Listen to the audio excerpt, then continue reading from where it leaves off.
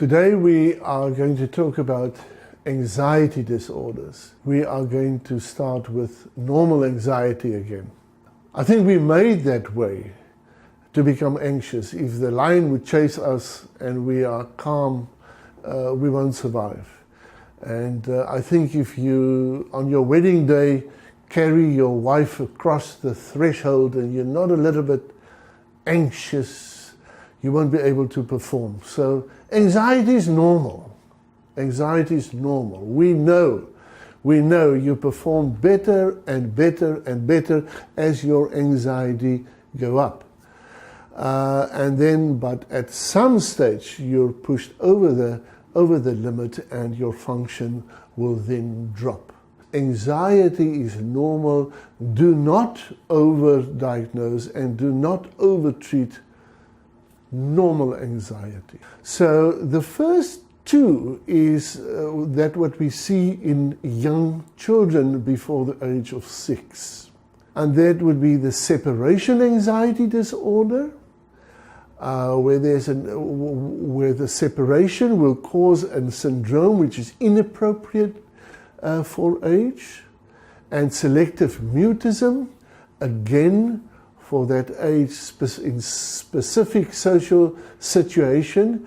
The not talking, the not making contact is inappropriate for that age. Then we get on to the other anxiety disorders, and that is the specific phobias, the social anxiety disorder, the panic disorder of mostly of young women, the AGORAPHOBIA, the generalized anxiety disorder, and most important, anxiety disorder caused by medical disease, and again, one of the medical disease, hyperthyroidism. As psychiatrists, we have to sort out a physical reason why people become very anxious.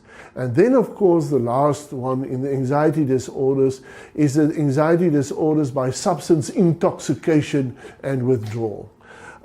Intoxication, the stimulants, they can make people extremely anxious and agitated, but it is a substance-induced, it's an intoxication.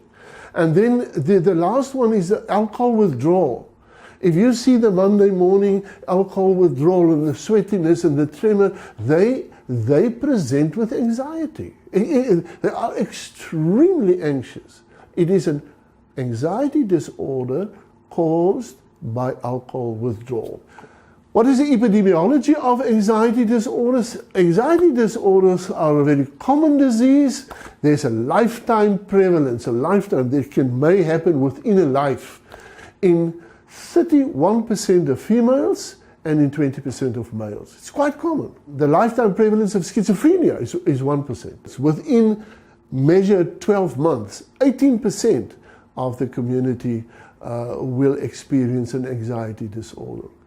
And what is important is that it is the 6th leading cause for disability in the terms of years lived with disability. It is a community burden because these patients cannot function. I've had a woman who stayed in her house for 15 years because of a panic disorder and agoraphobia. A well-qualified person.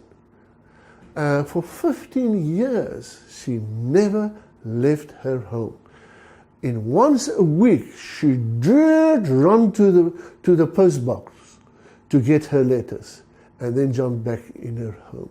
These disorders start mostly between the ages of 15 and 34, and there's an enormous amount of loss of function.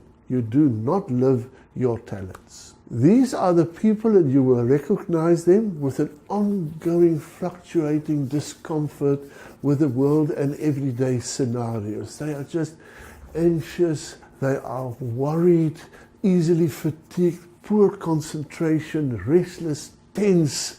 They complain of muscle stiffness. They are just, because the sensitive people.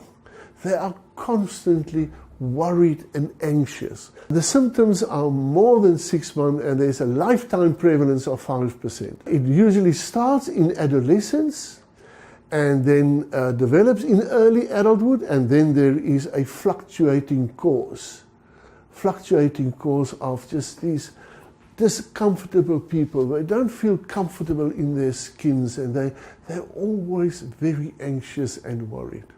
And they see family doctors. And one of the problems is that if they are misdiagnosed, it's so easy to give a sleeping tablet or a calming tablet, or to have them iatrogenically become dependent on benzodiazepines. So there's a danger. With these patients, you have to have a very good therapeutic relationship, support them, teach them about lifestyle, taking ownership of their anxiety, not to be a victim of generalized anxiety disorder, but to take little baby steps and to grow out of this. And it's also very, very well treated with psychotherapy and SSRIs. Long time ago, we thought that antidepressants and benzodiazepines, the anxiolytics, were for anxiolytics, and the benzos was for anxiety disorders, and the SSRIs was for depressive disorders. The first line of treatment for anxiety disorders are SSRIs, and they do well. They do very well. So these patients visit the GPs. There's a chronic fluctuating disorder with lots of somatic complaints, and they do well with psychotherapy and on SSRIs. Panic disorder, wow. Mostly a genetically predisposed, where there is a recurrent panic attacks without a trigger. To be panicky when the lion would jump out from behind the bush, that is to be but panic disorders in the beginning start without a trigger. Just a sudden onset of severe motor restlessness, stiffness, autonomic anxiety with sweating and tremor and a fear of something dreadful is going to happen, a fearfulness. A panic attack is very, very, very, very uncomfortable. They have 3 to 4 attacks in a month. Its lifetime prevalence is 1 to 4%. Females 4 times more prevalent than in males. And as soon as I had a few of these panic attacks, I'm afraid to go outside. I don't go to shopping malls again, but because I am afraid I'm going to have one of these attacks at the shopping mall, and then God knows what's going to happen to me. I'm going to disappear. I won't get home again. So they develop an agoraphobia. They don't go to public places. This is the old marketplace phobia. So these panic attacks come without a stimulus, young females. The cause is that 30 to 40% of these people recover with treatment, 50% have still mild symptoms, and 10 to 20% really suffer to function properly. We need to diagnose this properly. We need to separate it from physical stuff or substance-induced stuff. We can use a benzodiazepine, but in the very, very short term, and the long-term treatment is SSRIs. The long-term SSRIs and psychotherapy. Very important, we can treat this successfully. Now, let us start off with specific phobia. Specific phobia is where there is a marked, persistent, excessive, unreasonable fear for an object, activity, or situation.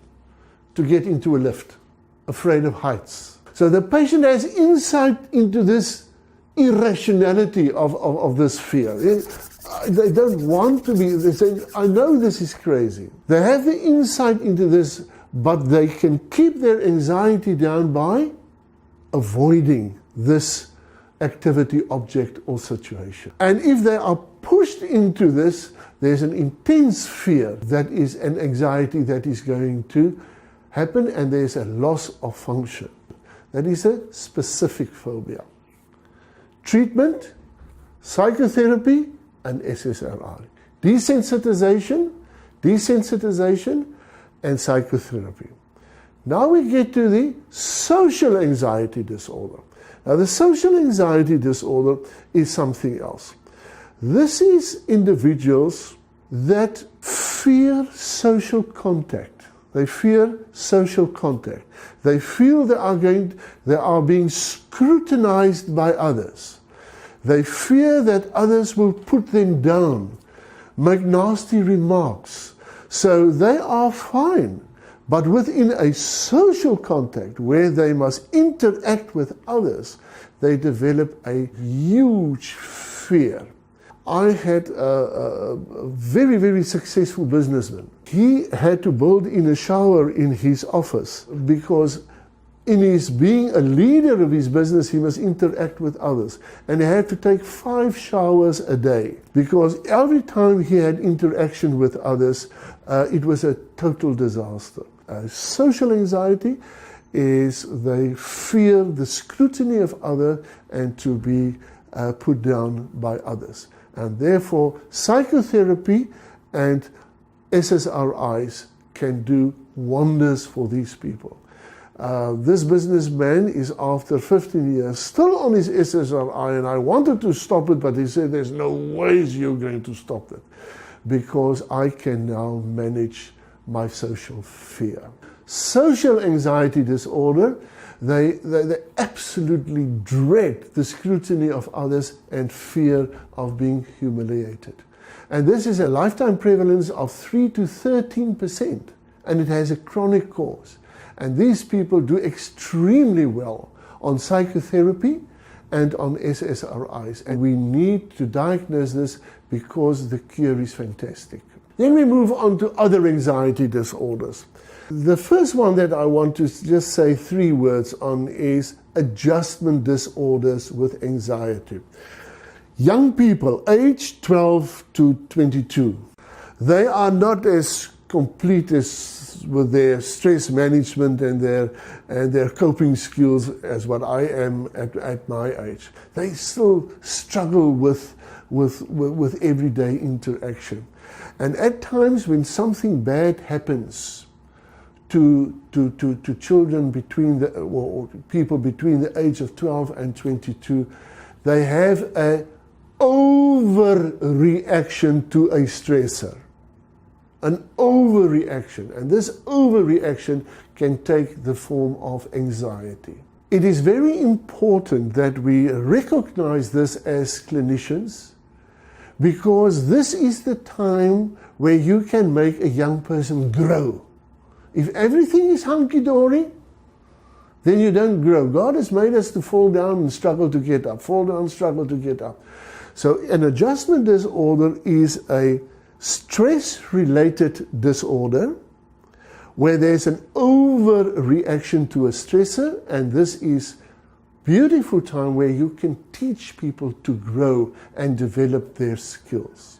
The clinician must always decide that this anxiety is not normal, this is a disorder, but it is not caused by a medical illness, it is not caused by intoxication, it is not caused by substance withdrawal. Never forget the whole thing about normal anxiety. Even if obsessive compulsive disorder is not within the anxiety disorders anymore. Until the DSM-4, OCD was still in the anxiety disorders. Now OCD is outside of the anxiety disorders. But just to complete anxiety disorders. Obsessive compulsive and related disorder, that is OCD, body dysmorphic disorder, hoarding, trichotillomania, excoriation disorder, substance medication-induced OCD, and OCD because of medical illness. This OCD spectrum of disorder causes enormous anxiety. But the academic world feels today that the anxiety is not the primary pathology. The primary pathology is the idea, the obsession, the reoccurring idea my hands are full of germs, my hands are contaminated, my hands are, that the obsession. So they have now, I've got a different chapter in the DSM-5, and that is the obsessive compulsive and related disorder. The other a new chapter in the DSM-5 that I also think is important when I think about anxiety and the management of anxiety is a new chapter in the book, and that is the trauma and stressor related disorders caused by trauma and stress. In children, we have the reactive attachment disorder. That is children younger than 6 years, and they does not seek or respond to comfort by others. They are on their own. And then the second one is the disinhibited social engagement disorder. They are overtly familiar. They will sit on anybody's lap and go with anybody. Those are the two in children. But the trauma and stressor-related disorders that is important to me is the prevalency of post-traumatic stress disorder in our country. The abuse, the violence in our country, and the huge number of young people we see with post-traumatic stress disorder, with acute stress disorder, with adjustment disorder. I've just said adjustment disorder, an overreaction to a stressor, and other stress-related disorders. The acute stress and post-traumatic stress disorder. A person is exposed to a traumatic event. The symptoms thereafter is they re-experience the trauma in their recollections, memory, in their dreams, and on any cues that may remind them of that experience. They have avoidant behavior and diminished interest. There's a blunting of the affect and a blunting of function. And if it's acute stress disorder, this happens within 4 weeks of the stressor and lasts for around about a month. PTSD, post-traumatic stress disorder, there's the happening, the stressor, and then within a month they would start off with the post-traumatic symptoms. And the post-traumatic stress disorder, it's difficult to treat. The cause of a post-traumatic stress disorder, 30% of people recover. But 40% of them have mild symptoms, 20% is moderate dysfunction, and 10% of these people with post-traumatic stress disorder become severely disabled. And this was also in the era of anxiety disorders, but is now in a separate chapter, the acute stress and post-traumatic stress disorder. We have to make a diagnosis of this as early as possible, and we must secure intense treatment, psychotherapy and antidepressants. To end off anxiety disorders, again, it is common in our community. It is very, very treatable by SSRIs and psychotherapy, and sometimes the treatment must go on for years. Thank you.